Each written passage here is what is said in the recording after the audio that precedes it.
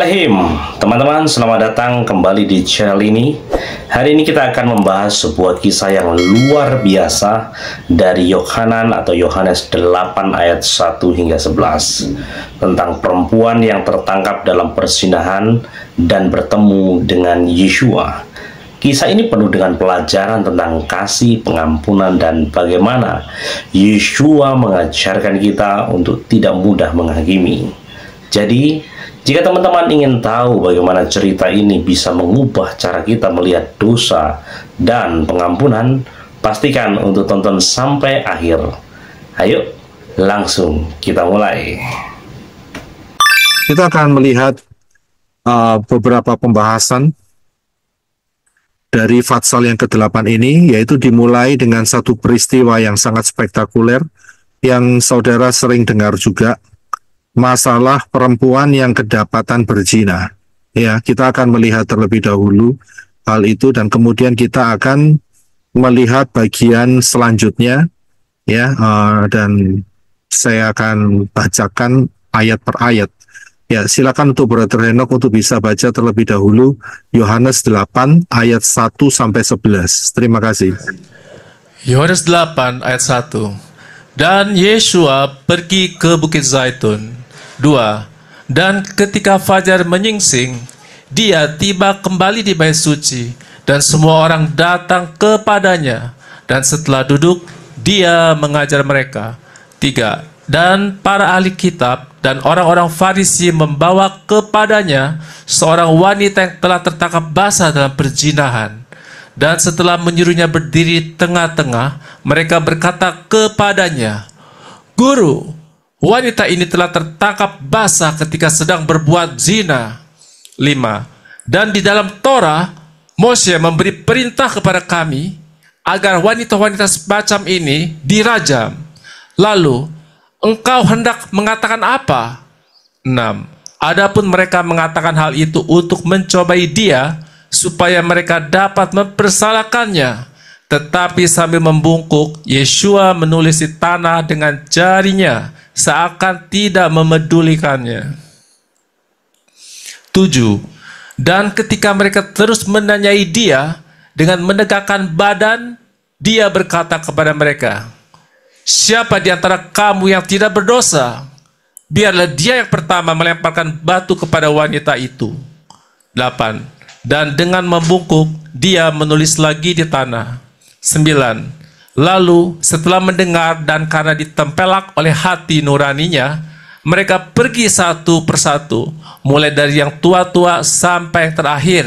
Dan Yeshua ditinggalkan sendirian, juga wanita itu yang diberdirikan di tengah-tengah. 10. Lalu sambil berdiri dan karena melihat tidak ada lagi seorang pun selain wanita itu, dia berkata kepadanya, "Hai wanita, di manakah mereka, orang-orang yang mendakwamu itu? Tidak adakah yang menghukum engkau?" 11. Dan dia berkata, "Tidak ada seorang pun ya Tuhan." Lalu Yeshua berkata kepadanya, "Aku pun tidak menghukum engkau. Pergilah dan janganlah berdosa lagi." Haleluya, terima kasih. Kita akan lihat terlebih dahulu ya peristiwa ini ya, time frame-nya.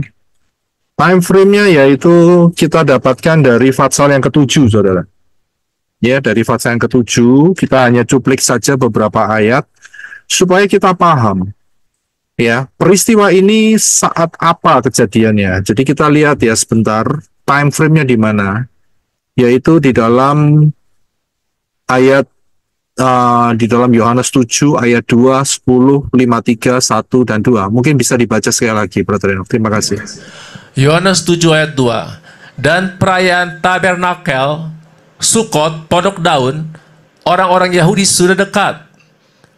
10. Namun ketika saudara-saudaranya telah naik ke perayaan itu, lalu dia sendiri pun naik ke perayaan itu, tidak dengan terang-terangan, melainkan secara sembunyi-sembunyi. 53. Dan mereka masing-masing pulang ke rumahnya. Ayat 8, pasal 8 ayat 1. Dan Yeshua pergi ke Bukit Zaitun. Ayat 2. Dan ketika fajar menyingsing, dia tiba kembali di bait suci, dan semua orang datang kepadanya, dan setelah duduk dia mengajar mereka. Ya, terima kasih. Jadi kita bisa tahu bahwa Fatsal yang ke-8 ini terkoneksi dengan Fatsal yang ke-7. Ya, jadi kelanjutannya. Jadi Fatsal ke-7 itu adalah peristiwa di mana perayaan Pondok Daun atau Sukkot atau Tabernakel mulai berlangsung. Jadi peristiwanya kalau dilihat dari ayat pertama, 7 ayat pertama dan kedua, ya, dan sampai yang ke-9, di sana adalah persiapan sebelum Sukkot atau Pondok Daun. Dan setelah itu Yeshua secara sembunyi-sembunyi datang ke perayaan itu. Yeshua harus datang. Karena itu tertulis dalam Torah, setahun 3 kali orang laki-laki harus menghadap Elohim Yahweh di tempat yang ditunjukkannya, yaitu Yerusalem. Di dalam perayaan Roti Tak Beragi, perayaan Shavuot atau Pentakosta, dan juga perayaan Sukkot. Jadi setahun 3 kali. Ya, dan kemudian kita sudah bahas mengenai Yohanes pasal yang ke-7 ini di pelajaran kedahsyatan Sukkot session yang ketiga. Ya, jadi saya langsung lompat ayat 53, setelah semua peristiwa itu terjadi, mereka pulang masing-masing ke rumahnya.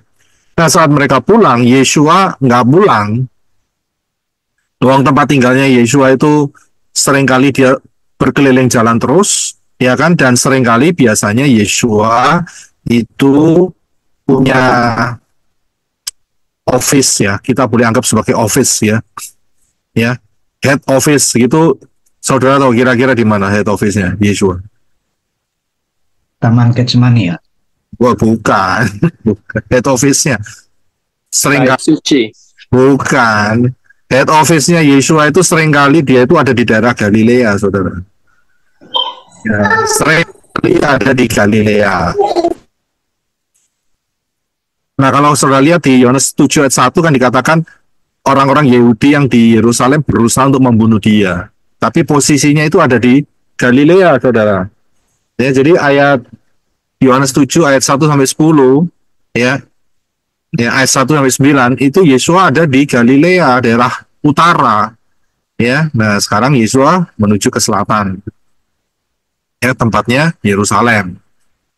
Nah, jadi Yeshua nggak kembali lagi karena perayaannya mungkin belum selesai, bisa jadi, ya. Dan Yeshua pergi ke Bukit Zaitun. Nah, kemudian malam berlalu, dan kemudian begitu fajar mulai menyingsing, dia sudah ada di Bait Suci. Ya, ini ada di Yerusalem, ya. Jadi Bait Suci, dan dia mengajar lagi. Ya, dia mengajar.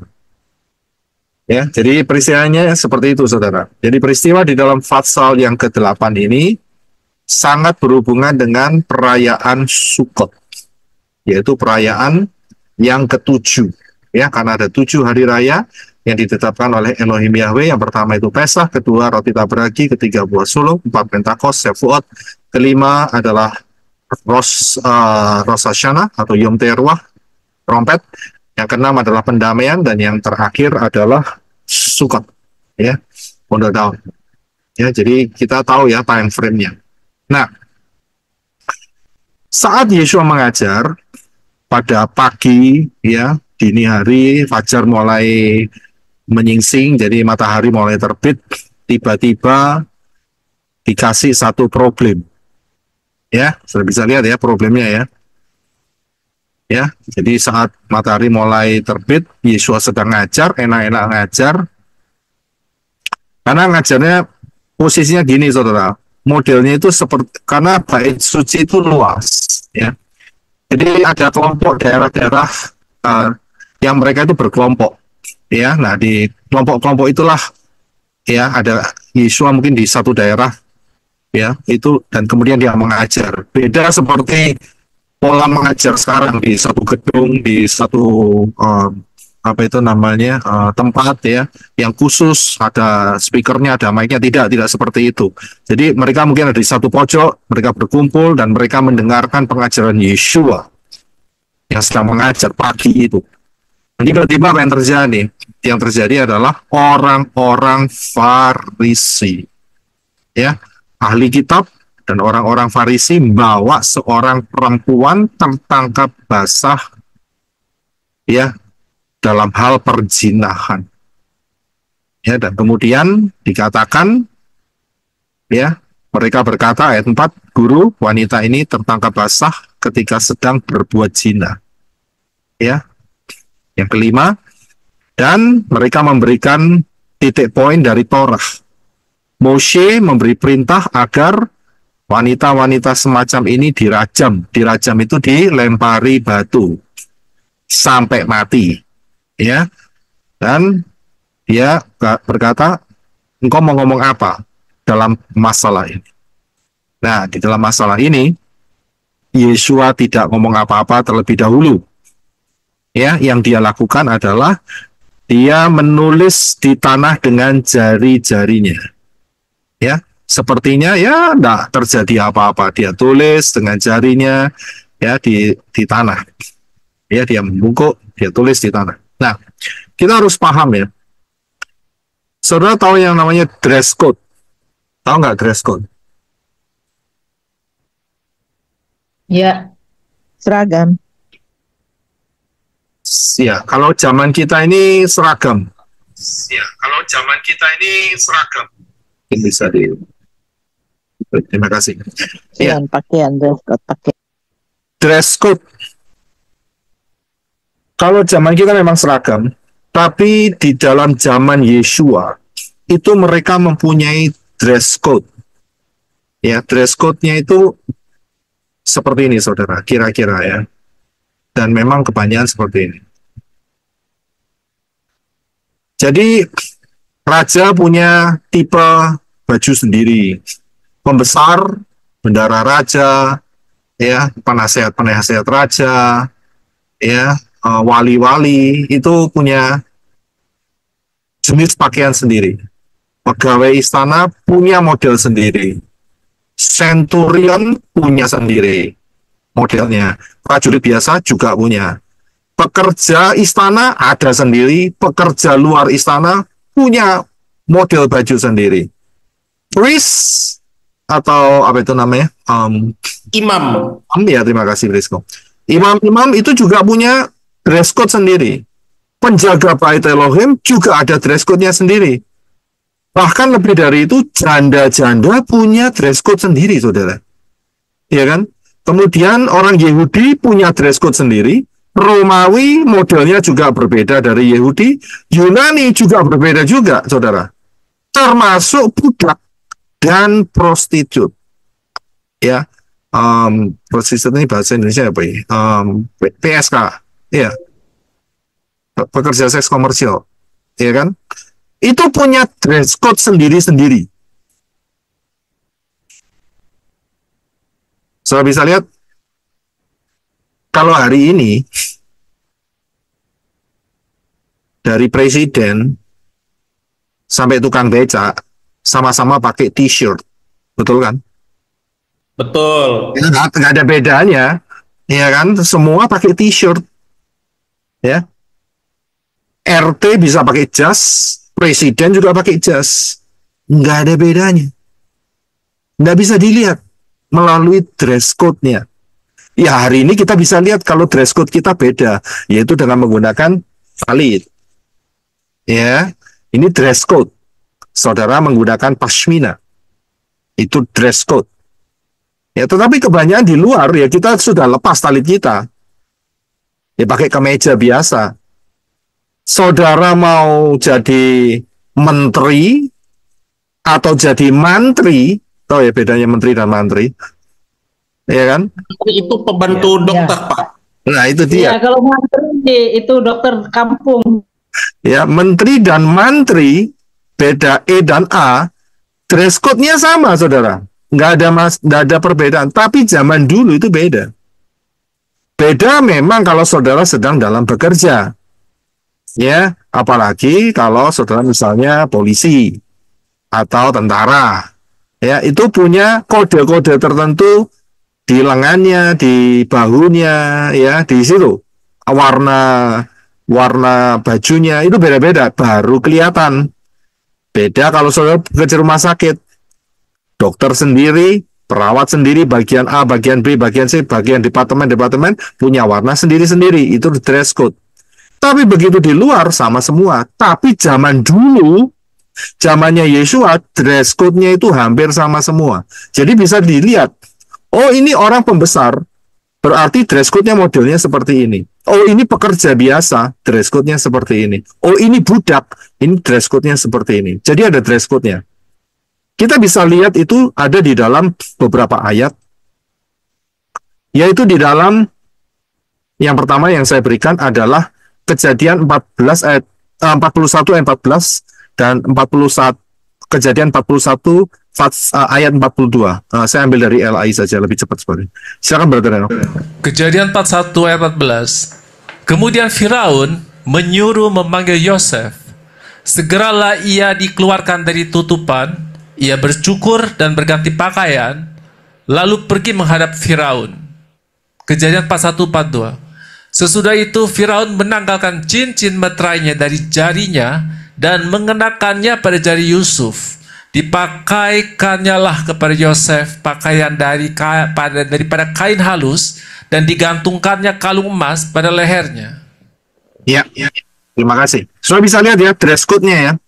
Dress code-nya Yosef saat ada di liang tutupan atau di penjara maksudnya, itu ada dress code-nya, saudara. Saat mau menghadap Firaun, dia nggak boleh pakai baju penjara, dia harus berganti baju yang cukup layak ngadep Firaun, Firaun raja, saudara. Jadi dress code-nya diganti.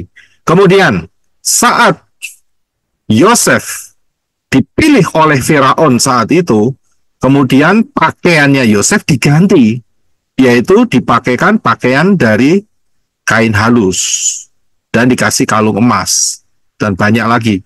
Ya jadi ada dress code-nya untuk bisa tahu oh ini pembesar, ini orang biasa, ya ini prajurit biasa atau prajurit yang level tinggi. Jadi ada dress code-nya. Termasuk janda dan prostitut. Itu ada dress code-nya dulu itu. Ya. Kalau hari ini nggak ketara, saudara. Ya, apalagi prostitut online nggak ada dress code-nya sama sekali, guys. Pokoknya nggak bisa dideteksi. Ya, kelihatannya alim tapi prostitut online, saudara. Jadi nggak bisa kedeteksi. Memang ada beberapa yang ekstrim gambarnya begitu. Kita bisa lihat dari peristiwa apa? Dress code janda dan prostitut. Siapa yang mau coba jawab? Dari peristiwa apa?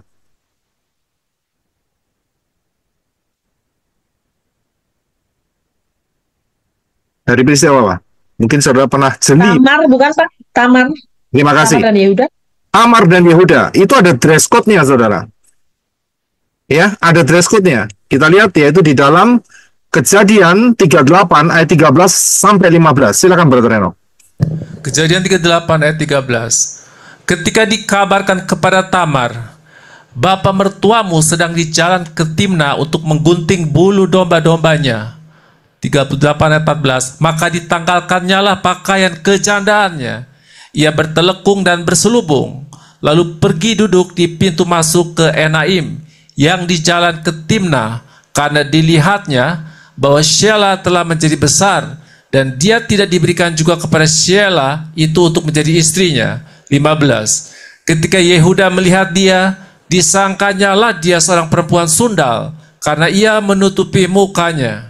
Iya, terima kasih. Saya bisa lihat dress code-nya. Tamar ini adalah mantunya si Yehuda. Ada problem, ya, karena dua anak laki-laki Yehuda mati disambar Elohim karena jahat, ya kan? Dan Yehuda menjanjikan Shelah. Shelah itu anak yang ketiga, yang paling kecil, ya.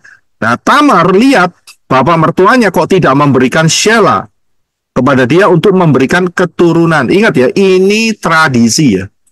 Jadi ini bukan seperti yang zaman sekarang, enggak. Karena tujuannya apa? Untuk menurunkan keturunan sehingga keluarga itu dapat terjaga. Itu tujuannya di sana. Ya. Nah, apa yang terjadi? Selama itu Tamar menggunakan pakaian kejandaan.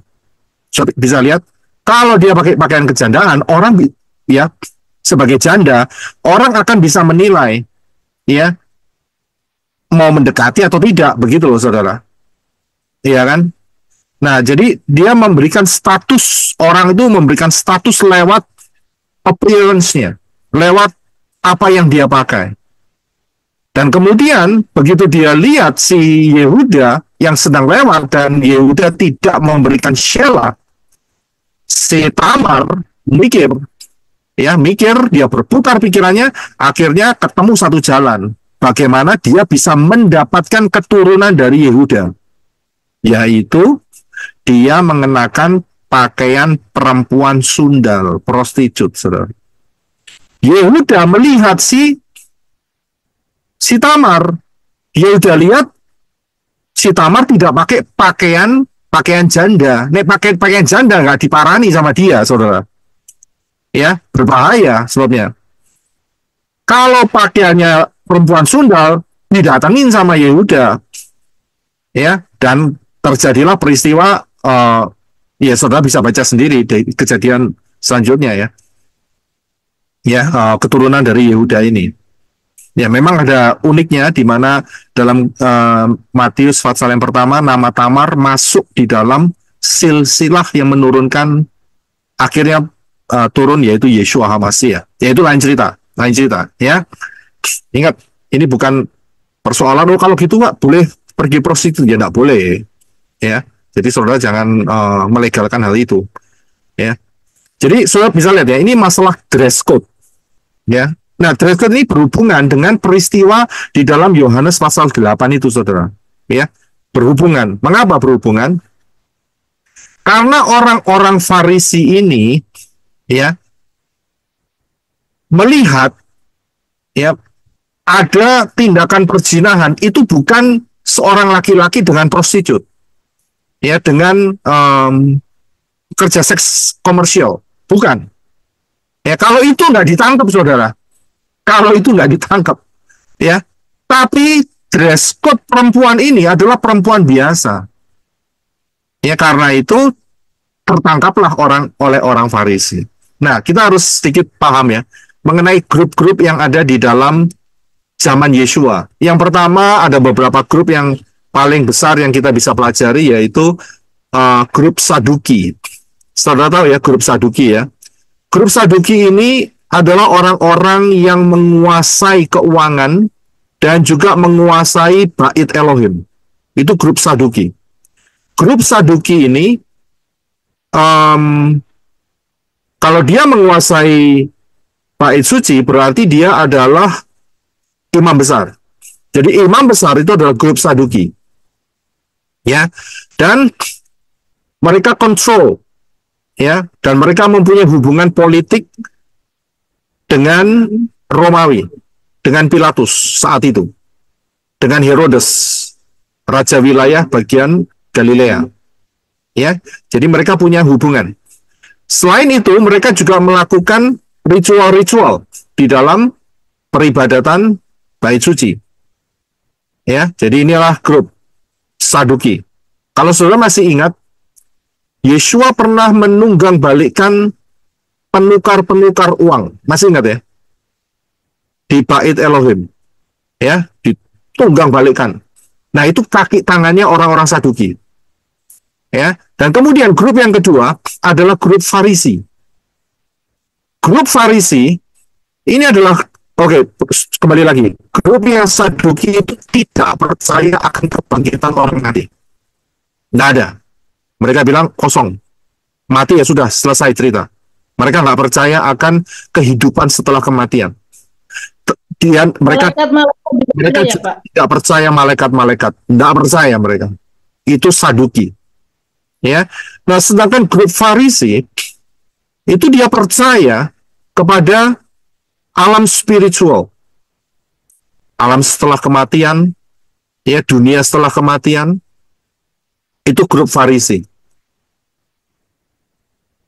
Yang kita tahu dari grup Farisi, yang keluar dari grup Farisi adalah Rasul Paul. Rasul Paul ini adalah grup Farisi, bukan Saduki. Karena saat Rasul Paul menyatakan dalam persidangan, ya, salah satu persidangan, kan dia disidang bolak-balik, saudara. Dia menyatakan bahwa dia melihat Yeshua. Maka terpecahlah mereka. Grup Farisi yang percaya dan grup Saduki yang menentang. terpecah. Ya, sudah bisa lihat. Kemudian grup yang lainnya adalah grup Esseni. Ya, grup Esseni. Grup Esseni ini adalah grup yang betul-betul mau memelihara kemurnian daripada firman. Ya, ini yang luar biasa. Ya, dan grup Esseni ini memang ada akarnya akhirnya menjadi grup Zelot. Ya, grup Zelot yang memberontak, mengadakan pemberontakan terhadap Romawi. Ya, nah, jadi yang membawa ini adalah yang kita lihat adalah orang Farisi. Ya, sudah bisa lihat. Nah, orang ini perempuan ini kedapatan berzina. Ya, kedapatan berzina, tertangkap basah ketika sedang berzina. Ini setelah selesai dari perayaan, loh, saudara. Setelah selesai perayaan, hari ke-7, perayaan Sukot, bahkan tidak jauh, bisa jadi antara hari ke-7 atau hari ke-8, perayaan Semini Azeret, ya kan? Dan mereka menangkap perempuan yang sedang berbuat zina. Saudara bayangin saja, saudara. Jadi mereka sudah memata-matai, ya, dan mereka mendapatkan kesempatan, ya, untuk menjebak Yeshua. Dan kemudian diperhadapkan kepada Yeshua, ya, perempuan yang kedapatan berzina ini. Dan kita tahu yang dilakukan oleh Yeshua menulis dengan jarinya seakan tidak memperdulikan segala sesuatu di sekitarnya. Nah, pertanyaannya adalah apa yang ditulis oleh Yeshua? Ya, apa yang ditulis oleh Yeshua? Ya, kita perhatikan cara Yeshua menanggapi permasalahan ini. Yang dia lakukan adalah dia sepertinya tidak memperdulikan dan kemudian dia membungkuk dan dia menulis dengan jarinya di tanah. Kalau saudara perhatikan, kira-kira mampu enggak sebetulnya Yeshua cari apa itu namanya? Ranting atau tongkat atau batu untuk bisa nulis di tanah. Bisa? Mampu, Pak. Bisa dong, Pak. Bisa. Saudara pernah nyoba nulis huruf-huruf di tanah? Apa bedanya dengan menggunakan ranting dan atau batu atau tongkat dengan menggunakan jari-jari saudara? Apa bedanya? Ya, bisa merasakan kasarnya tanah itu, Pak. Bisa merasakan. Iya, ya. Jadi beda kalau menggunakan alat, ya, tergores akan risikonya lebih kecil, ya kan? Itu tanah itu ada kerikil yang tajam-tajam dan itu dituliskan begitu. Ya, saudara bisa merasakan bedanya menulis di tanah dengan menggunakan batu, tongkat atau ranting, ya, dan dibanding dengan jari sendiri. Ya, bisa seluruhnya Yeshua melakukan seperti itu, tapi Yeshua tidak mau melakukannya. Mengapa Yeshua tidak mau melakukannya? Ya, kan? Dan kemudian nggak sampai di situ, setelah dia nulis di tanah dengan menggunakan jari-jarinya, selesai, kemudian dia berbicara sebentar kepada orang-orang yang mengelilinginya, dikatakan, siapa di antara kamu yang tidak berdosa, biarlah dia yang pertama melemparkan batu kepada wanita itu. Ya, dan setelah itu dia nulis lagi. Dia nulis lagi pasti dengan prinsip yang pertama, yaitu dengan menggunakan jarinya. Sudah bisa lihat? Dari sini kita bisa, memang saya tahu banyak yang mencoba untuk menerka kira-kira mengapa atau apa yang ditulis oleh Yeshua. Ya, apa yang ditulis oleh Yeshua di tanah itu. Tapi coba kita perhatikan tindakan Yeshua terlebih dahulu, yaitu dengan cara dia menulis dengan jarinya. Itu sebetulnya memberikan kode. Memberikan kode. Kode apa? Kode apa yang kira-kira? Maksudnya Yeshua mau dengan tidak segan-segan untuk menyentuh yang kotor gitu, Pak. Tidak segan-segan. Oke, ada lagi yang mencoba untuk menjawabnya? Terima kasih untuk jawabannya. Mengapa Yeshua menggunakan jarinya? Nggak menggunakan batu, kan lebih enak, saudara. Cepat ya, nggak sakit. Karena mungkin seperti Bapak Yahweh waktu menulis 2 loh batu dengan jari. Iya, terima kasih. Jadi sebetulnya itu yang diberikan kodenya buat orang-orang yang berusaha untuk memojokkan ya perempuan itu, dan terutama untuk mencobai Yeshua, di mana Yeshua mau mengingatkan mereka ya dengan menggunakan kode jari dan tanah ini yang ada di dalam Keluaran 31 ayat 18 dan Ulangan 9 ayat 10. Silakan Brother Henok untuk bisa baca. Keluaran 31 ayat 18. Dan dia memberikan kepada Moshe, setelah dia berhenti berbicara kepadanya di Gunung Sinai, kedua loh kesaksian, loh batu yang ditulis dengan jari Elohim. Ulangan 9 ayat 10. Dan Yahweh memberikan kepadaku 2 loh batu yang ditulis dengan jari Elohim, dan di atasnya tertulis semua firman yang telah Yahweh katakan kepadamu di gunung itu dari tengah-tengah api pada hari perkumpulan. Iya, terima kasih. Saudara bisa melihat 2 kali tulisan dengan jari Elohim itu tertulis di dalam Torah. 2 kali. Yang pertama di dalam Keluaran 31 ayat 18, dan yang kedua adalah di dalam Ulangan. Ya, dalam Ulangan 9 ayat yang ke-10. Jadi 2 kali itu ditulis di dalam Torah. Torah kan 5 kitab, saudara. Kejadian, Keluaran, Imamat, Bilangan, dan Ulangan. 2 kali. Berarti kalau ditulis 2 kali, itu berarti ada makna yang harus diperhatikan. Saudara bisa lihat, orang Israel itu bukan kayak orang kita. Seringkali kalau membaca kitab suci sudah lupa. Ya, lebih gampang ingat bumbu masak bagi ibu-ibu, ya toh. Bumbunya lode apa? Oh, bisa ingat cepat, saudara. Ini gitu langsung keluar. Ya toh, bapak-bapak dikasih tahu ini bagaimana untuk misalnya dari Surabaya ke Jakarta, bagaimana dengan rutenya. Oh, pintar itu kalau bagian map, ya. Oh, begini.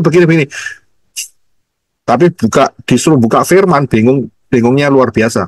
Muter-muter ayatnya di mana, itu sampai ngantuk-ngantuk.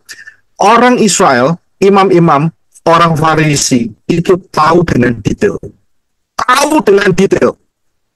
Ini satu kode yang diberikan oleh Yeshua kepada mereka saat itu, yaitu dengan menggunakan visualisasi. Ya, jari Yeshua dipergunakan untuk menulis di tanah. Persis apa yang dituliskan di dalam Keluaran 31:18 dan Ulangan 9 ayat yang ke-10. Sudah bisa lihat apa yang ditulis dengan jari Elohim. Apa yang ditulis? Yaitu 10 perintah. Betul ya? 10 perintah. Saudara kan bisa lihat sendiri apa yang ditulis di 2 loh batu. Ya, jadi 10 perintah. Kemudian di dalam Torah itu dinyatakan, ya, yaitu di dalam Imamat 20 ayat 10 dan Ulangan 22 ayat 22. Ingatnya gampang, 22, ya, mengenai peristiwa di dalam Yohanes pasal yang ke-8 ini. Ditulis 2 kali lagi, satu di Imamat, satu di Ulangan. Silakan Brother Reno untuk membacanya. Imamat 20 ayat 10. Seorang pria yang melakukan perzinahan dengan istri orang, yaitu dengan istri sesamanya, maka pria dan wanita yang melakukan perzinahan itu benar-benar harus dihukum mati. Ulangan 22 ayat 22. Apabila seorang pria didapati tidur dengan seorang wanita yang sudah bersuami, maka mereka berdua harus mati, baik pria maupun wanita itu. Demikianlah engkau harus menghapuskan yang jahat dari Israel. Iya, terima kasih. Soal lihat, bandingkan dengan peristiwa di dalam Yohanes pasal yang ke-8. Apa yang terjadi? Apa yang terjadi? Yang terjadi adalah mana prianya? Ya, mana prianya? Kita lihat hanya skop saat itu ya. Kita lihat dulu, mana prianya? Mereka menyatakan kepada Yesua, menurut Torah, wanita-wanita seperti ini harus dirajam. Kan begitu kan tadi bilangnya. Iya kan? Tapi apa yang terjadi? Mereka itu orang Farisi loh, orang pinter loh.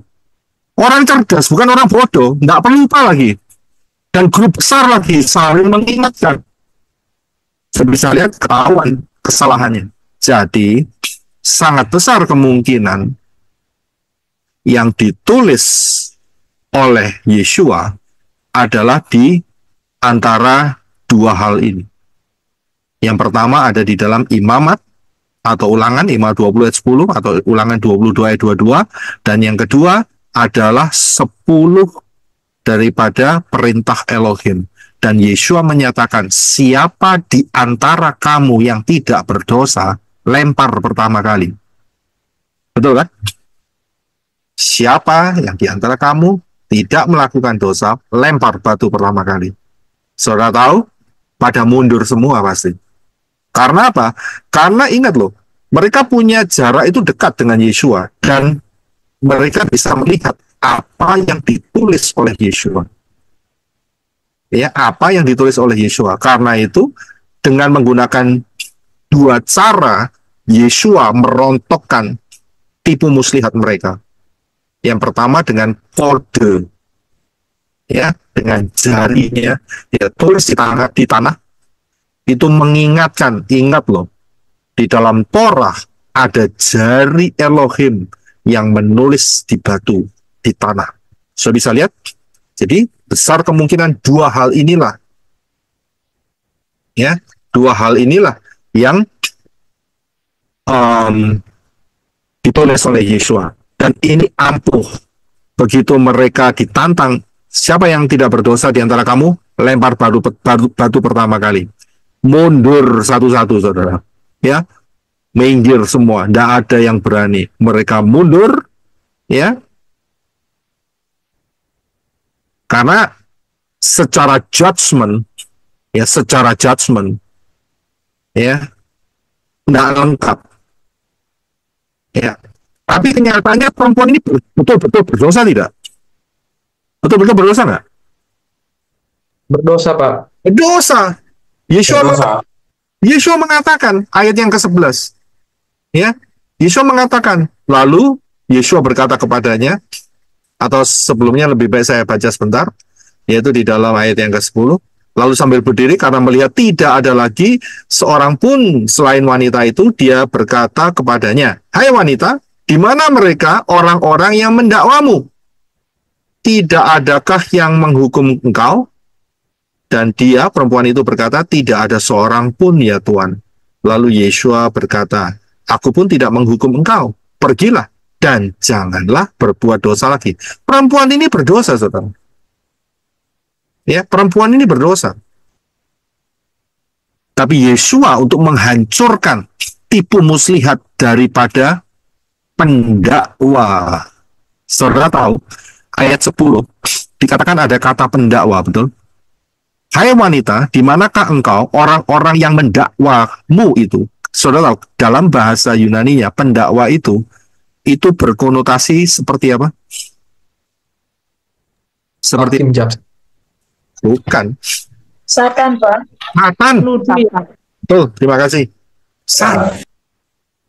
Satan. Ya.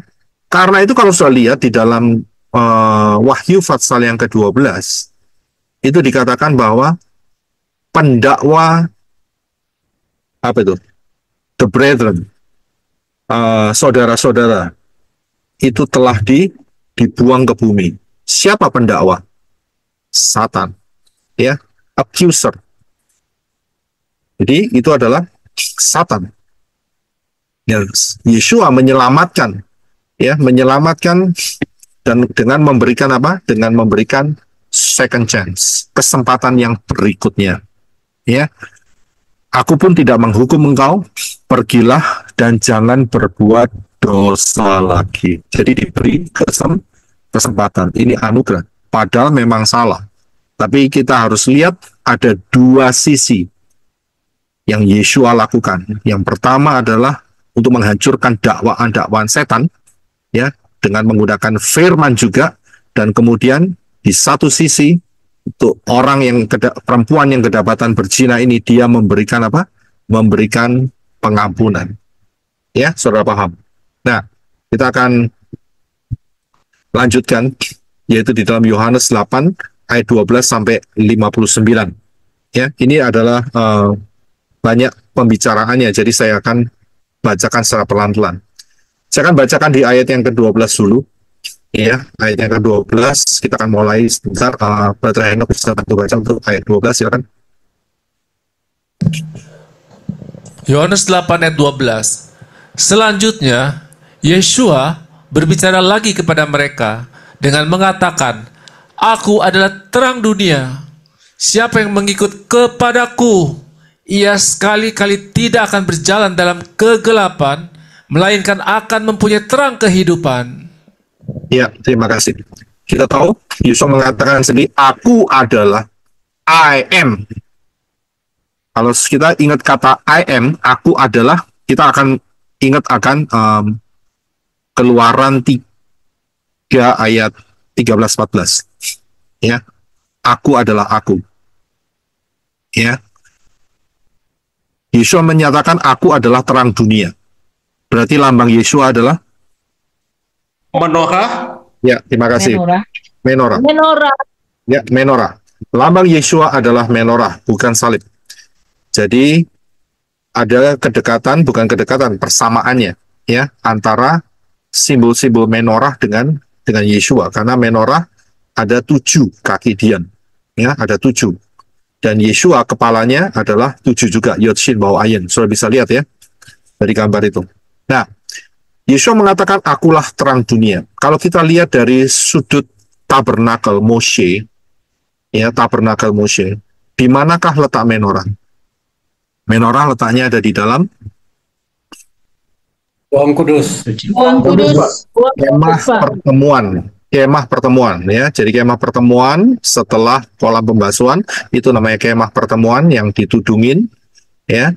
Dan di bagian ruang kudus, disitulah ada menorah.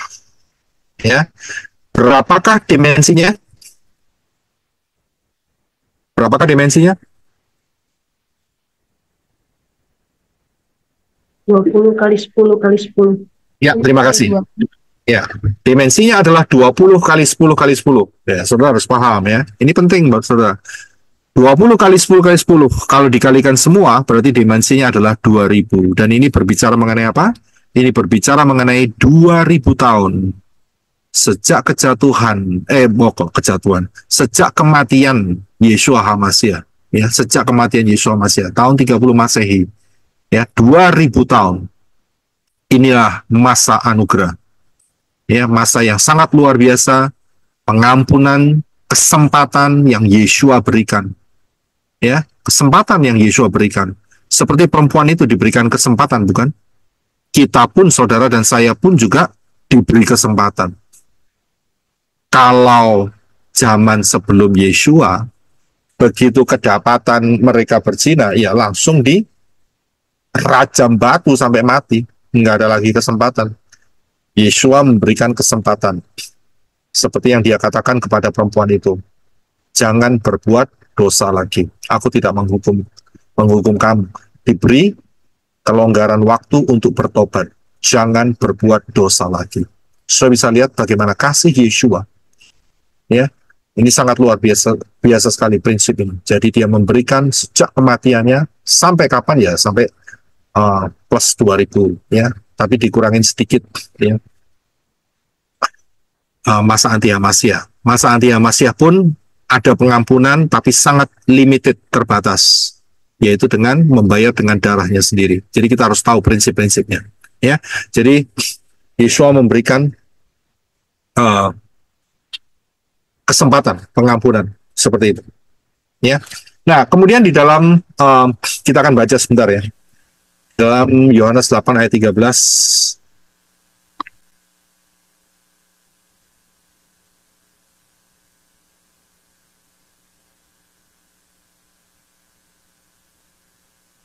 Ya, kita akan baca di dalam Yohanes 8 ayat 13.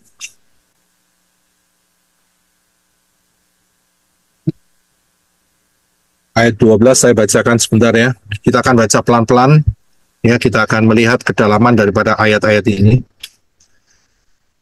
Ayat 12 dikatakan selanjutnya Yesus berbicara lagi kepada mereka dengan mengatakan, Aku adalah terang dunia.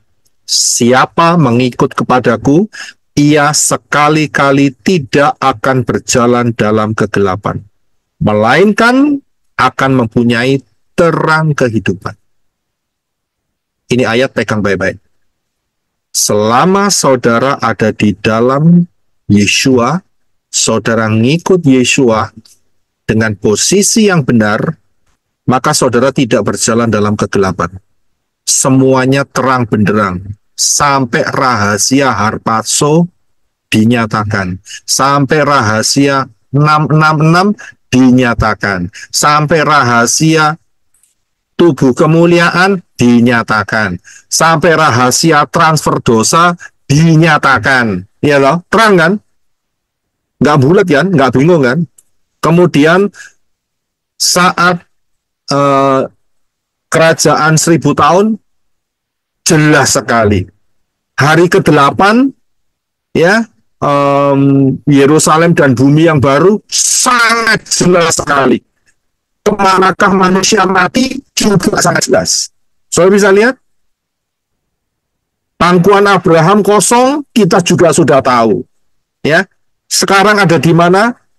Daniel, Hananya, Misael, Azaria, Abraham, Yisak, Leah, ya, Yakov, ya kan, Yosef ada di mana? Jelas sekali sudah ketahuan ada di mana. Jadi ikut Yeshua terang, saudara. Jadi kalau masih ada yang tersembunyi, lah itu dipertanyakan, begitu ya kan. Nah, kemudian ayat 13, ya. Kemudian orang-orang Farisi berkata kepadanya, engkau bersaksi tentang dirimu sendiri, kesaksianmu itu tidak benar. Ini pendapat orang Farisi, ya, pendapat orang Farisi. Tapi Yeshua berkata, ya, Yeshua menjawab dan berkata, sekalipun aku bersaksi tentang diriku sendiri, kesaksianku itu benar. Ya, Yeshua nggak bingung, saudara. Ya, Yeshua nggak bingung, karena aku tahu dari mana aku datang dan kemana aku pergi. Yeshua tahu, saudara. Bukannya nggak tahu, dia tahu. Dia asalnya dari mana, dia tahu. Dan kemana dia bakal menuju, apa yang bakal dia alami, dia tahu. Namun, kamu tidak tahu dari mana aku datang dan kemana aku pergi. Karena keterbatasan manusia. Yeshua tahu. Lawang dia Bapak Yahweh sendiri dalam tubuh manusia. Gimana dia nggak tahu? Saudara bisa lihat. Dan Yeshua nggak bingung. Nah, ini berhubungan dengan ayat yang sebelumnya. Kalau kita ada di dalam Yeshua, kita terang. Penjelasan detail sekali. Terang sekali daftar Elohim ini. Ya, jadi kita nggak usah bingung. Ada orang yang menyatakan, oh kamu palsu gini. Oh enggak. Kita dapat yang terang. Nggak usah khawatir. Ya, mereka itu yang walaupun levelnya level Farisi, level Saduki, ya, tapi padahal mereka nggak ngerti apa-apa, begitu loh. Ya, jadi buat saudara dan saya yang mengikut Yeshua, ada jaminan. Ya, tapi jangan malas gitu aja. Ya, jangan malas. Wah, malas belajar Pak. Ya wis resikomu nih, malas belajar. Iya kan? Jangan malas saudara untuk menggali daftar Elohim, memperhatikannya dengan seksama. Ya, itu bagian yang harus kita kerjakan. Tapi selama itu kita kerjakan, kita akan mendapatkan terang itu yang luar biasa. Itu jaminan dari Yeshua. Ya, kita tahu kita bakal kemana. Saudara tahu nggak? Saudara bakal kemana? Saudara tahu? Saudara bakal kemana? Ke Syamayim. Nah, Tahu, Pak. saudara tahu step-stepnya? Rapture dulu, Pak. Nah, setelah rapture apa? Tahun. Bagi-bagi reward. Bagi-bagi reward. Bagi-bagi reward. Reward. Iya kan? Setelah bagi-bagi reward, pesta kawin, anak domba. Setelah itu Lihat kaplingan Pak. turun dulu. Harmagedon. Harmagedon. Pemerintah. Armageddon. Itu Ibu tahu Harmagedon. perintah dalam kerajaan 1000 tahun. Setelah itu apa lagi? Yerusalem. Yerusalem baru. Yerusalem baru. Loh, berarti kan saudara persis seperti ini. Namun ya, Yesus kan mengatakan begini ya. Ayat yang ke-14. Ya, karena aku tahu dari mana aku datang dan kemana aku pergi. Saudara tahu kemana saudara pergi kan? Saudara tahu kemana saudara pergi kan? Tahu. Jadi, Pak.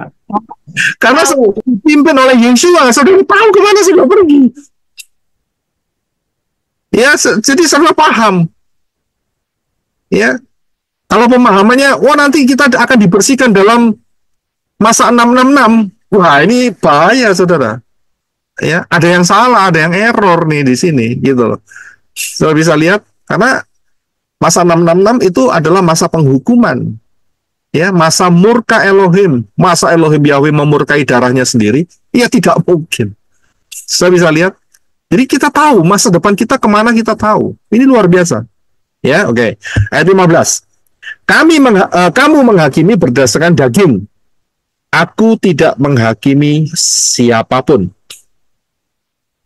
Ya. Jadi mereka hanya melihat sebatas daging saja. Kemudian 16. Dan kalaupun aku menghakimi penghakimanku itu benar. Karena aku tidak seorang diri, melainkan aku dan Bapa yang mengutus aku. Ya. Sebab apa? 17, di dalam Torah dan di dalam Torah kamu pun telah tertulis bahwa kesaksian dua orang adalah benar. Saya bisa lihat, jadi ada dua orang yang bersaksi dan itu sah. Dua saksi sah. Kalau 500 saksi sah nggak? Lebih sah. Sangat-sangat valid. Kalau gopek gimana? 500. Itu sudah lebih dari uang, Pak. Sudah bisa Lebih dari uang. Valid Pak. Valid. Pakai Pak.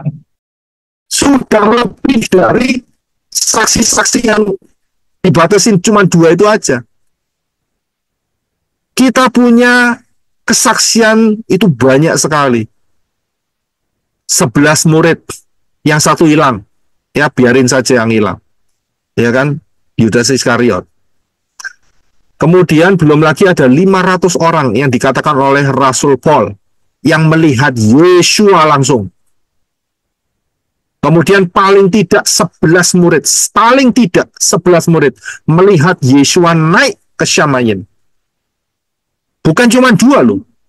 Yeshua itu memberi kesaksian itu enggak cuma 2 itu minim. Ya, dia beri lebih berlimpah-limpah. Ya, 250 kali lipat. Luar biasa enggak? Untuk meyakinkan saudara dan saya. Nek sampai enggak yakin, siapa yang salah? Gitu aja. Yang salah adalah dirinya sendiri. Dirinya sendiri. Kalau sampai enggak yakin. Ya, kemudian 18. Inilah aku yang bersaksi tentang diriku sendiri. Ya. Dia yang mengutus aku, yaitu Bapa, dia juga bersaksi tentang aku. Ya, ingat ya, ini bukan bicara tentang 2 pribadi, tetapi 2 dimensi. Ya, jadi kita harus paham. Kemudian, karena Yeshua masuk di dalam dimensi alam fisik dunia ini, itu dengan perkataan diutus. Ya, jadi 2 dimensi. Kemudian, ayat 19.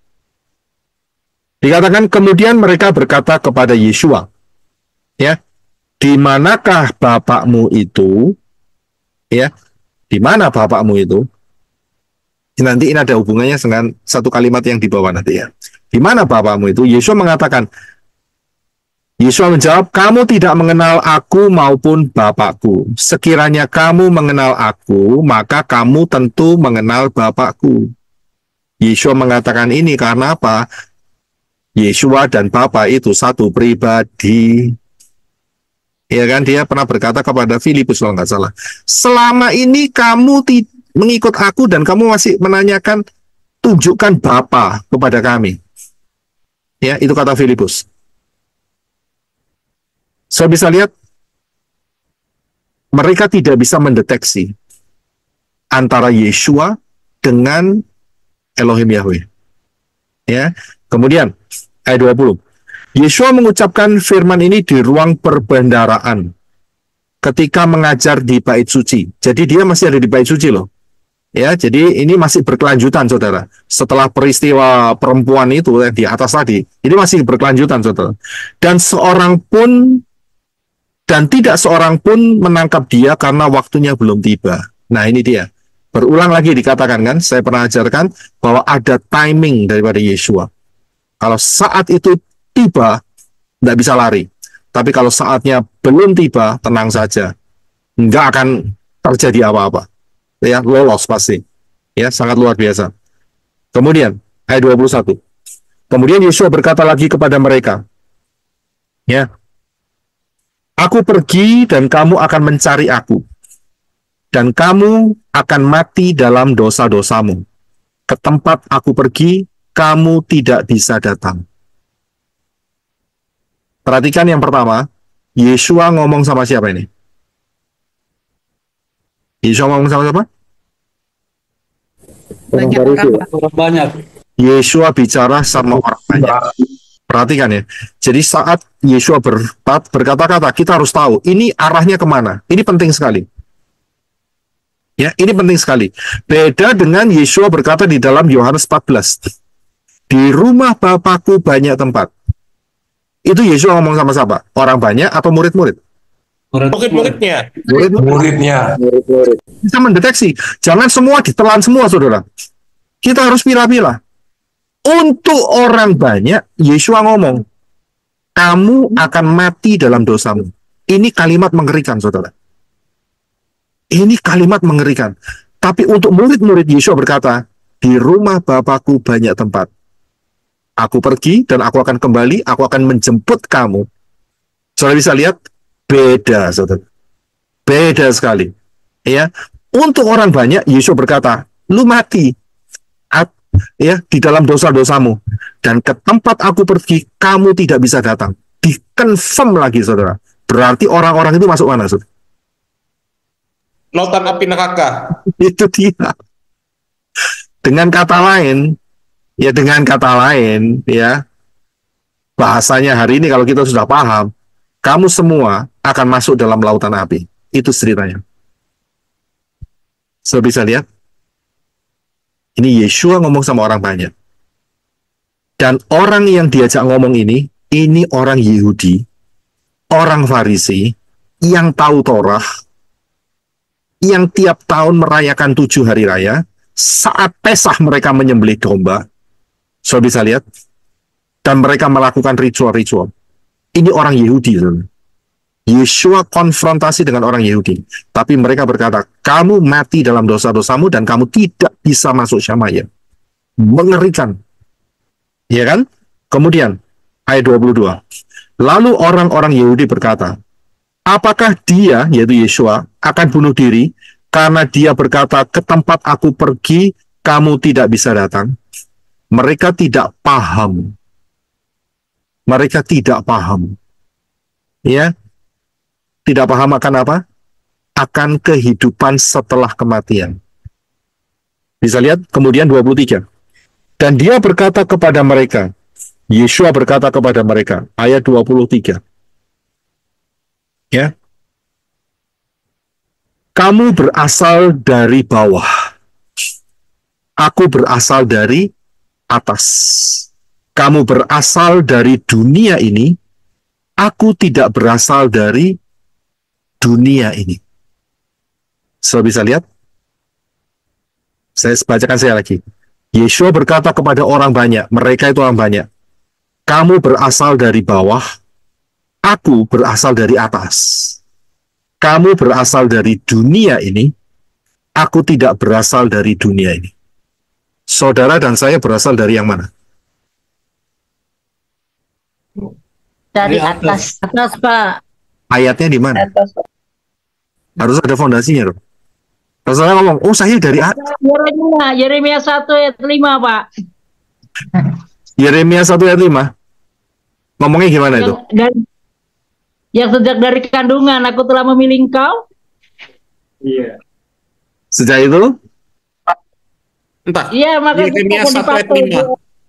Sebelum aku membentuk engkau dalam rahim, aku telah mengenal engkau, dan sebelum engkau keluar dari kandungan, aku telah menguduskan engkau. Aku telah menetapkan engkau menjadi nabi bagi bangsa-bangsa. Ya, itu untuk Yeremia.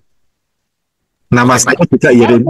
Ada di Mazmur, Pak, di Mazmur. Saya lupa tepatnya Mazmur yang dia merajut kita. Dia merajut kita di kandungan itu. Kita lihat satu ayat. Yohanes 15 ayat 19. Nah, kita lihat ya di dalam Yohanes. Ya, kita lihat di dalam Yohanes. Yaitu di dalam Yohanes 17. Mungkin Brother Enoch bisa bantu baca. Yohanes 17. Itu doa Yesua ya? Iya, Yohanes 17 ayat 14 sampai 16. Ya. Silakan. Yohanes 17 ayat 14. Aku telah memberikan firman-Mu kepada mereka, dan dunia membenci mereka karena mereka tidak berasal dari dunia, sama seperti aku tidak berasal dari dunia. 15. Aku tidak memohon agar engkau mengambil mereka dari dunia ini, melainkan agar engkau memelihara mereka dari yang jahat. Mereka ini siapa? Lihat perikop di atas, Yesua berdoa untuk Murid-murid.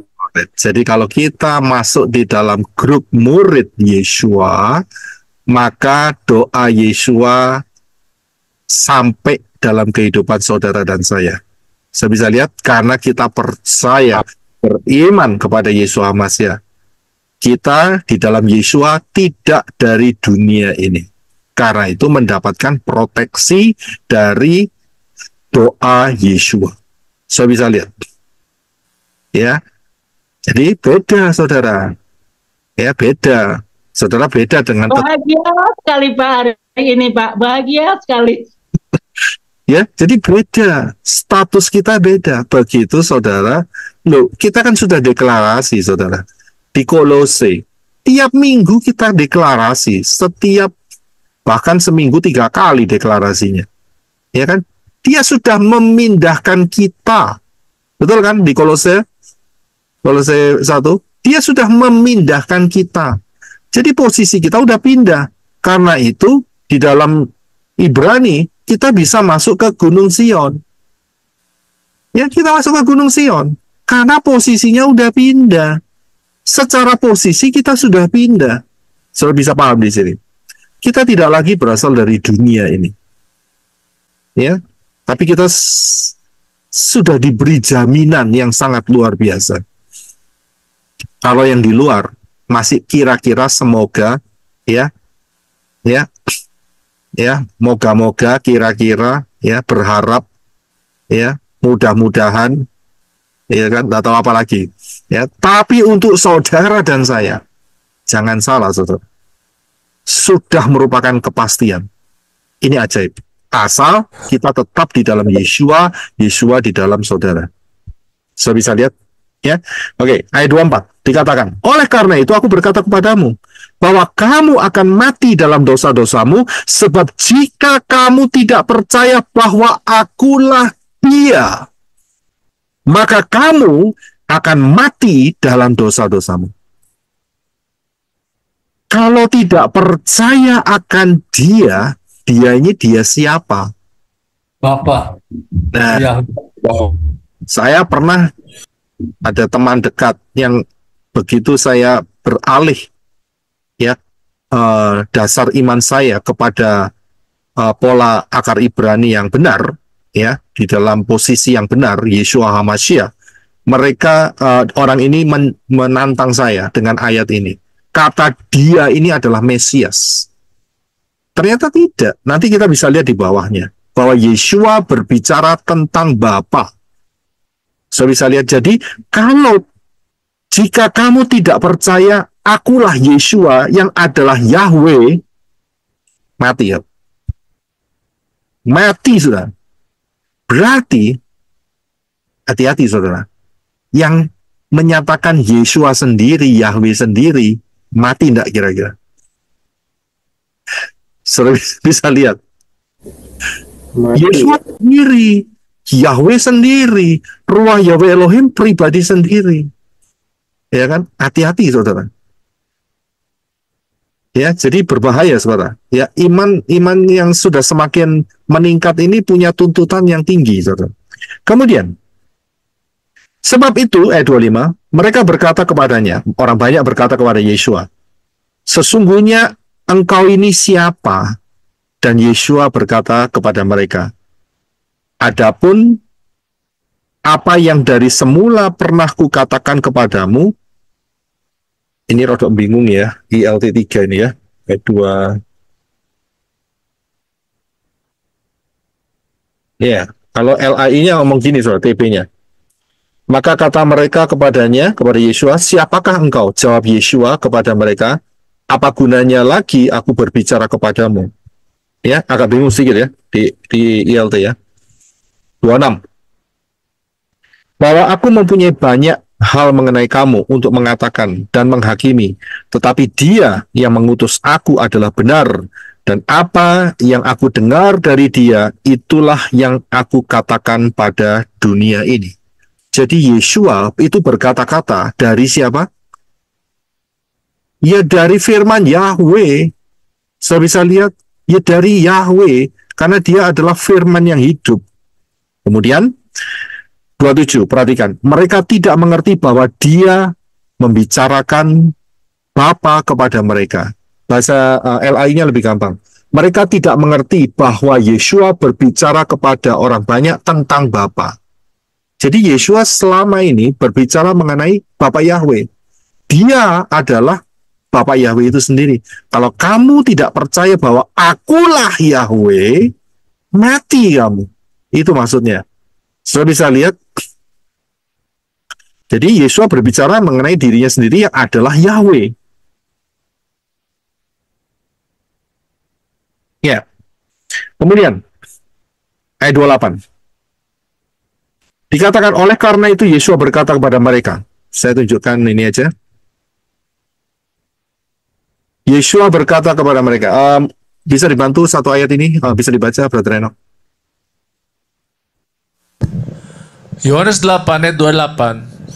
Oleh karena itu Yeshua berkata kepada mereka, bila mana kamu meninggikan anak manusia, maka kamu akan mengetahui bahwa akulah dia, dan aku tidak melakukan apapun dari diriku sendiri, melainkan sebagaimana Bapakku mengajari aku. Hal-hal itulah yang aku katakan. Ya, terima kasih. Dikatakan di sini, bila mana atau kalau kamu, kapan kamu, saat kamu meninggikan anak manusia, kamu akan mengetahui bahwa akulah dia. Jadi kapan mereka akan mengetahui? Ya, orang banyak akan mengetahui bahwa Yeshua adalah Yahweh. Kapan? Yaitu ketika disalib, Pak. Ya. Disalibkan. Ini ayat berhubungan dengan Yohanes 3 ayat 14. Silakan Brother Eno. Yohanes 3 ayat 14. Dan sama seperti Moshe meninggikan ular di padang gurun, demikian pula lah seharusnya anak manusia ditinggikan.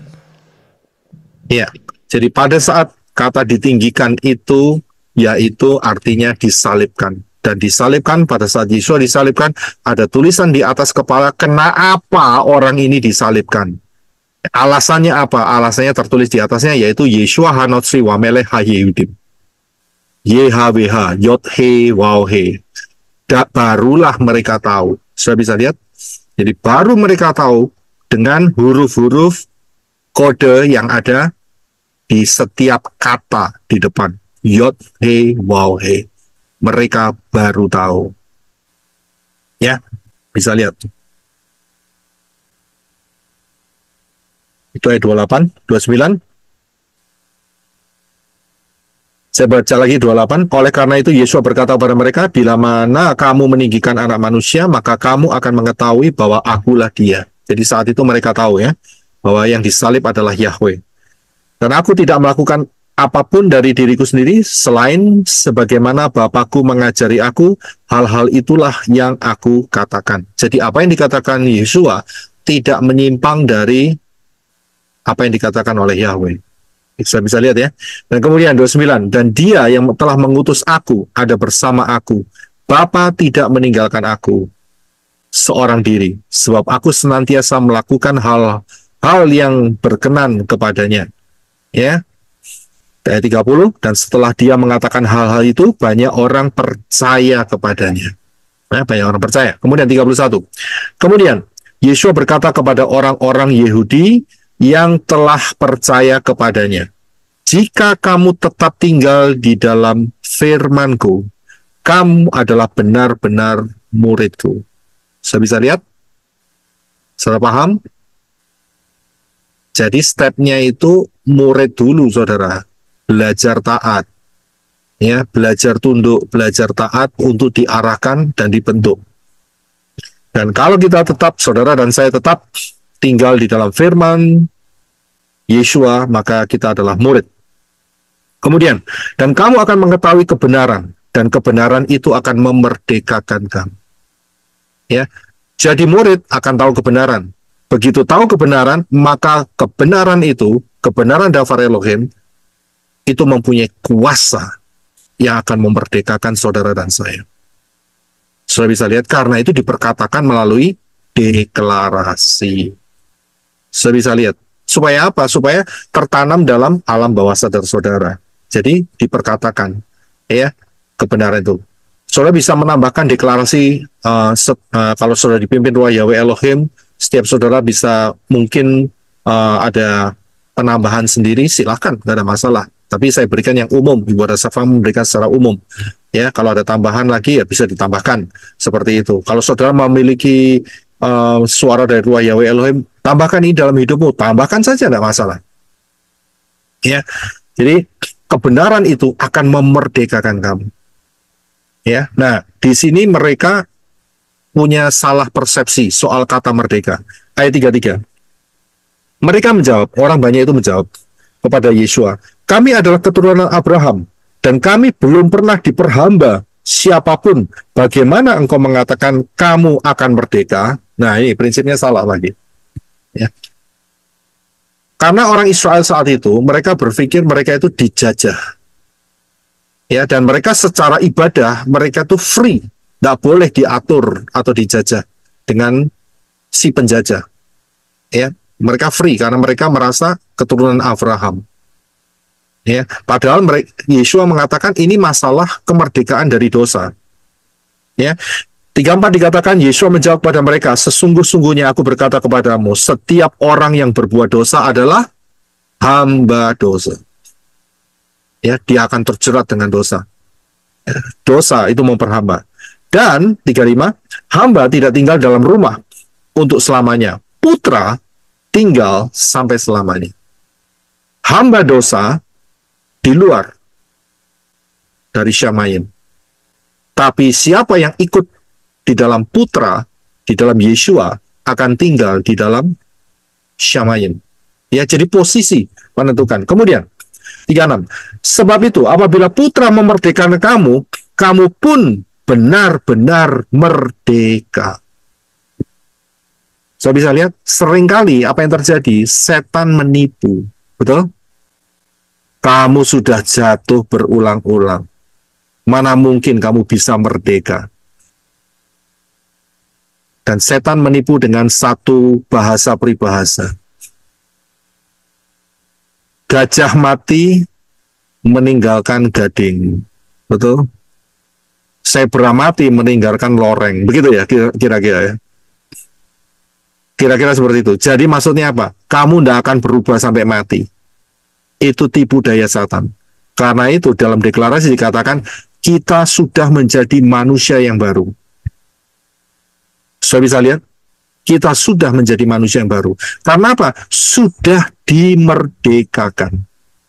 Ya, sudah dimerdekakan. saudara dan saya, posisi saudara dan saya, ingat kita bukan lagi dari dunia ini.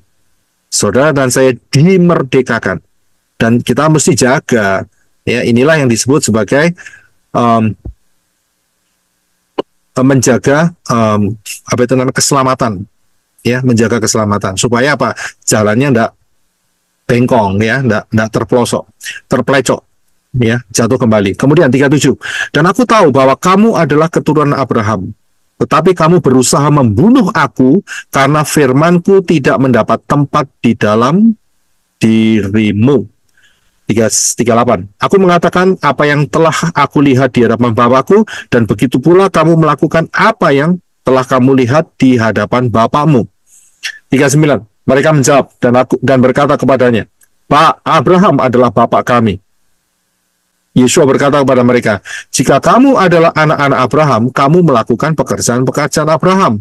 Tapi sekarang kamu berusaha membunuh aku. Ya, seorang telah mengatakan kebenaran kepadamu, yakni apa yang telah aku dengarkan dari Elohim. Abraham tidak melakukan hal itu. 41, kamu justru melakukan pekerjaan bapakmu. Kemudian mereka berkata kepadanya, kami tidak dilahirkan dari percabulan.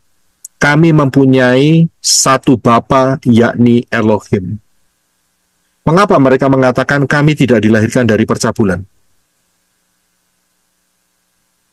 Kudus menyindir Yesua. Nyindir Seolah-olah Yesua itu anak-anak Arab. Iya, nyindir Yeshua. Ya, nyindir Yeshua. Karena Yeshua, tadi di atas kan, siapakah Bapakmu? Nah, itu kan, dia tantang kan. Kita lihat ayat yang di atas. Kan saya katakan, ini ada hubungannya dengan ayat yang di bawah. Masih ingat ya? Karena apa? Mereka nyindir. Ya, dipikir Miriam itu berzina, gitu loh. Dan melahirkan Yeshua. Karena itu dikatakan, kami tidak dilahirkan dari percabulan. Ya kan? Nah, kemudian, tapi Yesus kan ngasih tahu sama mereka, kamu tidak tahu siapa aku dan kamu tidak kenal siapa Bapakku. Ya kan? Kemudian Yeshua berkata kepada mereka, ayat 42, jika Elohim adalah Bapakmu, kamu akan tetap mengasihi aku, karena aku keluar dan datang dari Elohim. Sudah bisa lihat? Jadi satu kesatuan. Ya, sebab aku datang bukan dari diriku sendiri, melainkan Dia yang telah mengutus aku. Ingat, mengutus itu berarti dari dimensi yang berbeda. Kemudian 43, mengapa kamu tidak mengerti perkataanku? Sebab kamu tidak bisa mendengarkan firmanku. Ini hati-hati. Ada orang-orang yang tidak bisa nangkep firman. Banyak alasannya, tapi sebetulnya ada spirit. Sudah bisa lihat? Salah satunya adalah membutakan orang itu untuk tidak bisa nangkep firman. Ya, hati-hati di dalam spirit ini. Nah, spirit apa itu? 44. Ya, dikatakan kan ayat 43. Sebab kamu tidak bisa mendengarkan firmanku. Kamu berasal dari bapakmu, si Satan. Jadi Satan itu juga disebut bapak, saudara. Saya bisa lihat? Jadi saat kita berdoa, Bapa kami Yahweh yang di Syamayim, kita mesti lengkap. Jangan cuma ngomong Bapa kami yang di Syamayim atau Bapa kami yang di sorga. Nah, kalau setan lagi ada di sorga, saya bisa lihat. Kan setan sekarang masih bisa naik ke sorga, saudara. Satan kan bisa naik ke sorga untuk menuduh. Dia belum dibuang.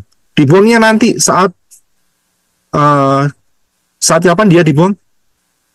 Saat kita harpaso, Pak. Ya, 1000 tahun. Iya, saat kita harpaso. Saat kita harpaso, dia nggak ada lagi penuduh kan? Itu Wahyu 12. Maka dia dibuang. Nggak ada kerjaan lagi dia di sana. Ya, Elohim katakan, ini ngapain nih spirit gila nih? Tahu spirit gila nih? Tahu? Itu Jijikan, Pak. ya, itu bahasa Perancis itu gila nih. Ya, spirit gila nih. Itu ngapain ada di sini gitu loh? Lalu semua sudah pada harpaso, ngapain ini spirit gila ini ada di sini? Itu spirit Satan ini. Lempar saja, Mikael, buang, tendang, teong gitu ya kan. Akhirnya jatuh ke bumi. Ya kan nggak ada kerjaan sudah. Sekarang masih ada kerjaan untuk menuduh. Ya, penuduh kan. Nah, jadi disitulah titiknya Satan dikeluarkan dari Syamayim. Ya, jadi hati-hati. Saudara bilang, doa Bapa kami yang di sorga, dikuduskanlah namamu. Loh, lepas ngomong seperti itu, saudara tidak di dalam kebenaran Yeshua, ya, yang ada di dalam kebenaran yang mengatakan Yeshua adalah Yahweh. Siapa yang di sorga? Setan itu bolak-balik mampir sorga, saudara. Dalam peristiwa Ayub, Elohim Yahweh mengatakan, kamu dari mana? Dari keliling dunia. Kamu udah lihat Ayub, ya kan? Dia keliling dunia. Setan ada di mana? Di antara anak-anak Elohim. Jadi hati-hati, saudara. Ayat 44. Kamu berasal dari bapamu si Satan, dan kamu ingin melakukan hasrat-hasrat bapamu. Dia adalah pembunuh manusia dari sejak semula. Jadi Satan itu punya agenda. Agendanya itu cuma bunuh manusia. Caranya bagaimana? Banyak cara, ya, 1001 cara. Tapi tujuannya satu, pembunuh manusia. Ya, jadi saudara yang masih dekat-dekat dan memuja setan, ya silakan ya merasakan akibatnya kalau tidak berpindah mulai sekarang selama masih hidup. Dan kemudian dia tidak berdiri dalam kebenaran karena kebenaran tidak ada di dalam dia. Tatkala seorang berkata dusta, dia berkata dari dirinya sendiri karena dia adalah bapaknya, karena dia dan bapaknya adalah pendusta. Ya, jadi bapak pendusta. Kemudian 45. Dan karena aku mengatakan kebenaran padamu, kamu tidak percaya kepadaku. Siapakah dari antara kamu yang menempel aku sehubungan dengan dosa? Namun jika aku membicarakan kebenaran, mengapa kamu tidak percaya kepadaku? Mereka ditantang. Kalau aku berbicara, Yesus berbicara kebenaran, kenapa kamu tidak percaya? 47. Siapa yang berasal dari Elohim, ia mendengarkan firman Elohim. Karena inilah kamu tidak mendengarkan, berhubung kamu tidak berasal dari Elohim. Jadi orang-orang yang tidak mau mendengarkan firman Elohim yang benar, itu bukan dari Elohim. Sudah bisa lihat tragisnya. Apa tragisnya kira-kira? Apa tragisnya? Tidak mengenal Elohim. Ya, tragisnya itu apa? Tragis itu orang-orang di sekitar kita. Ada yang suaminya, ada yang istrinya, ada yang saudaranya, ada yang mertuanya, ada yang mantunya, ada yang teman dekatnya, ada yang saudara kembarnya. Saudara bisa lihat, itu tragisnya. Ternyata mereka tidak berasal dari Elohim. Ya, saudara dan saya yang ada di dalam Elohim, kita dilahirkan dari spirit. Kemudian spirit Elohim. 48. Kemudian orang-orang Yahudi itu menjawab dan berkata kepadanya, bukankah kami berkata benar bahwa engkau adalah orang Samaria dan engkau kerasukan roh jahat? Nah, ini dia. Kalau sudah nggak bisa mendebat lagi, ya, ini yang jurus terakhir. Loh, tahu Yeshua itu bukan orang Samaria, di kata-kata orang Samaria. Sudah bisa lihat, sudah nggak debat lagi. Top yang mereka bisa katakan, kamu kerasukan setan. Betul kan? Kamu sesat, kamu kerasukan setan, ya kan? Kamu diracuni oleh ya gereja YouTube, ya kan? Dan seperti itu kan? Kamu diracuni oleh ya pengajar YouTube, ya kan? Seperti itu kan? Sudah tidak bisa ngomong apa-apa lagi. Itu roh penyesat, ya sudah, itu mentok, saudara. Ya persis. Jadi kalau Yeshua disesat-sesatkan dan mereka menyesatkan kita, rileks saja, ketua kita sudah disesatkan. Kita tinggal ambil saja mahkotanya, ya, reward-rewardnya untuk memperkaya hidup saudara dan saya. Begitu saja. Sudah bisa lihat ya? Karena Yeshua sudah disesat-sesatkan, bukan disesatkan lagi, dikatakan ini kerasukan roh jahat. Ya kan? Di tempat lain kan ada yang lebih parah ini. Ya kan? Dikatakan sebagai apa itu? Beelzebul. Beelzebul mengusir setan. Iya, seperti itu. Saya bisa lihat. Jadi relax saja saudara. Ya, tinggal mengkoleksi ya, menjarahi mahkota-mahkota mereka. Tenang saja. Ya, kita akan tambah kaya begitu Harpaso kaya raya semua. 49. Yeshua menjawab, "Aku tidak kerasukan roh jahat." Jadi kalau saudara dikatai, kamu kerasukan roh jahat, saudara jangan diam saja. Jangan diterima, saudara. Yeshua saja tolak kok. Masa saudara nerima? Wah, parah ini ceritanya. Ya kan? Jadi kalau dikatain, kamu ini kerasukan roh setan. Oh tidak, ditolak. Jangan diam saja. Habis gitu, apa itu namanya, mojok terus nangis gitu. Iya ya, kerasukan setan. Wah, kacau saudara ceritanya. Setan ini sungguh masuk saudara, kerasukan, betul saudara. Betul kan? Itu bahaya sekali. Jadi ditolak. Ini kan Yeshua ngajarin saudara. Aku tidak kerasukan roh jahat. Ya. Tapi aku menghormati Bapakku dan kamu tidak menghormati aku. Saudara bisa lihat, kita menghormati Yeshua HaMashiach. Ya, saudara paham ya?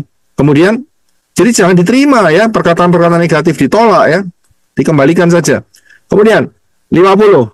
Namun aku tidak mencari kemuliaanku. Dia yang mencarinya dan yang menghakimi. Jadi kita jangan cari kemuliaan diri kita sendiri. 51. Sesungguh-sungguhnya aku berkata kepadamu, jika seorang memelihara firmanku, ia sekali-kali tidak akan mengalami kematian sampai selama-lamanya. Siapa yang mau pegang ayat ini? Saya mau. Saya. Bisa lihat? Yesus bilang, sesungguh-sungguhnya. Benar, ini benar loh. Aku berkata kepadamu, Yeshua berkata kepadamu, jika seorang memelihara firman Yeshua, ia sekali-kali tidak akan mengalami kematian sampai selama-lamanya. Berarti firman itu ada dalam hidup saudara dan saya. Saudara bisa lihat? Karena itu kita perkatakan darah Yeshua HaMashiach menyatu dalam jiwa, roh, dan tubuhku untuk selama-lamanya. Bisa lihat, jadi kita sudah dipastikan, ya. Ingat ya, kita di dalam Yeshua, Yeshua dalam kita taat, kita nurut, dan akhirnya Harpaso. Ya, Harpaso. Amen. Harpaso. Ya, tidak akan mengalami kematian. Kemudian, 52. Lalu orang-orang Yahudi berkata kepadanya, sekarang kami tahu bahwa engkau kerasukan roh jahat. Nah, kurang ajar lagi kan? Mereka nggak nyerah kan? Abraham sudah meninggal, juga nabi-nabi. Dan engkau berkata, jika seorang memelihara firmanku, dia sekali-kali tidak akan mengalami kematian sampai selamanya. Apakah engkau lebih besar dari bapak kami, Abraham, yang sudah meninggal, dan para nabi yang sudah meninggal? Dengan siapakah engkau menyamakan dirimu? Nah, ini dia. Ini luar biasa. Untung ini ditulis. Ini luar biasa, saudara. Yeshua menjawab, jika aku memuliakan diriku sendiri, kemuliaanku tidak berarti. Bapakulah yang memuliakan aku, yang kamu katakan bahwa dia adalah Elohimmu. Ya, kemudian, dan kamu tidak mengenal dia. Banyak orang ngomong, ini Elohimku, tapi tidak kenal. Karena mereka tidak ada di dalam Yeshua, Yeshua tidak ada di dalam hidup mereka. Firman Yeshua tidak ada dalam hidup mereka. Dan kamu tidak mengenal dia, tetapi aku telah mengenal dia. Dan jika kamu berkata, aku tidak mengenal dia, aku akan menjadi sama seperti kamu, seorang pendusta. Betul ya? Akan tetapi, aku telah mengenal dia, dan aku memelihara firman-Nya. Abraham, 56, bapakmu bergembira, karena dia dapat melihat hariku, dan dia telah melihatnya, dan bersuka cita. Saudara bisa lihat kapan Abraham lihat Yeshua? Waktu Abraham menjamu. Waktu kapan? Abraham menjamu. Yeshua, Abraham. Jadi saat Yeshua beserta dua malaikat, Yeshua beserta dua malaikat dan datang di kemah Abraham, dan Abraham memberikan makanan yang luar biasa. Dan kemudian setelah itu dia diajak naik ke atas gunung atau bukit dan bercakap-cakap di sana mengenai nasib daripada Sodom dan Gomora. Saya bisa lihat Abraham bergembira sekali. Lihat visitation. Dia menjamu Yeshua. Saya bisa lihat. Ya, Abraham, bapakmu bergembira karena dia dapat melihat hari-hariku. Ayat 56 ya.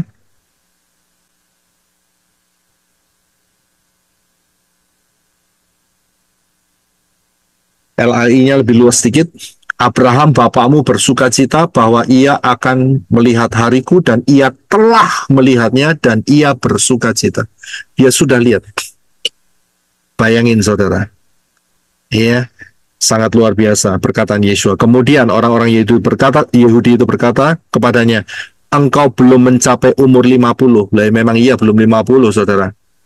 Ya, belum gocap 50. Dan pernahkah engkau melihat Abraham? Ya kan? Fotonya nggak ada, iPhone belum ada, Samsung belum ada. Iya kan? Belum ada kan? Nggak pernah lihat Abraham. Iya kan? Kan nggak ada kan? Dan Yeshua berkata kepada mereka, sesungguh-sungguhnya aku berkata kepadamu, sebelum Abraham ada, aku ada. Dahsyatnya. Sebelum Abraham ada, aku sudah ada. Siapa dia? Saudara bisa lihat, yaitu dia, ya, yaitu Elohim Yahweh sendiri. Oleh karena itu, mereka memungut batu-batu supaya mereka dapat melemparkannya kepada Yeshua, namun Yeshua bersembunyi dan keluar dari bait suci sambil berjalan menerobos di antara mereka, lalu begitulah dia berlalu. Dia meninggalkan bait suci, waktunya belum tiba. Ya. Di atas dikatakan, sedikit saya tambahkan, Yeshua mengatakan bahwa sebentar lagi mereka tidak melihat Yeshua. Itu ayat berapa itu? Sebagai ayat terakhir. Dikatakan sebentar lagi kamu tidak melihat aku. Oh ini nih. Ayat 22.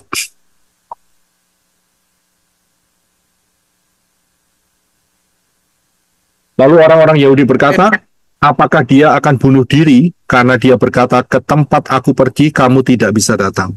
Saudara tahu ini indikasi mengenai apa? Ini indikasi mengenai ini indikasi mengenai perayaan Sukot yang dihadiri Yeshua terakhir kalinya sebelum kematiannya.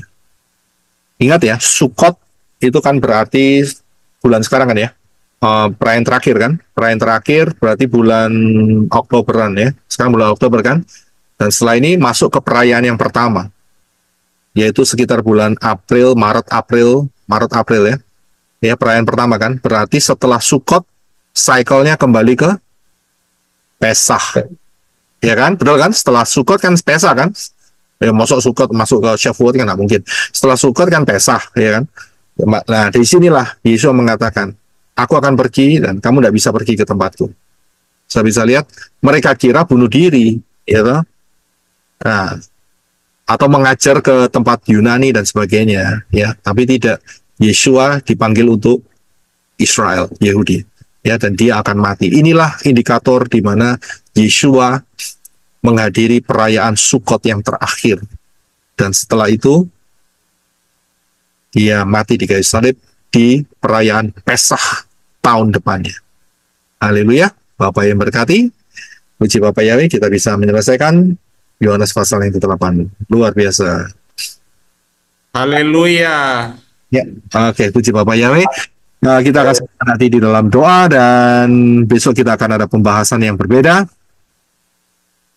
yang terus memperlengkapi kehidupan saudara dan saya, dan kita terus dipersiapkan untuk pemerintahan kerajaan 1000 tahun. Amin.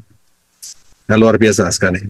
Ya, jadi saudara diisi oleh Dafar Elohim ya dengan penuh, dengan baik dan benar.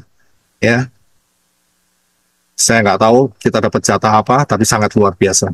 Ya, mempelai Yeshua HaMashiach. Haleluya.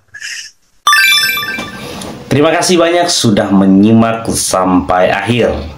Kiranya kisah ini mengingatkan kita untuk selalu rendah hati dan siap mengampuni, seperti teladan yang Yeshua berikan. Jika video ini bermanfaat, jangan lupa untuk like, share, dan subscribe supaya kita bisa terus belajar bersama dari firman Elohim.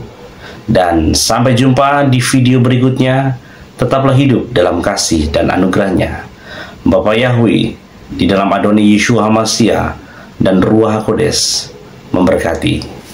Shalom.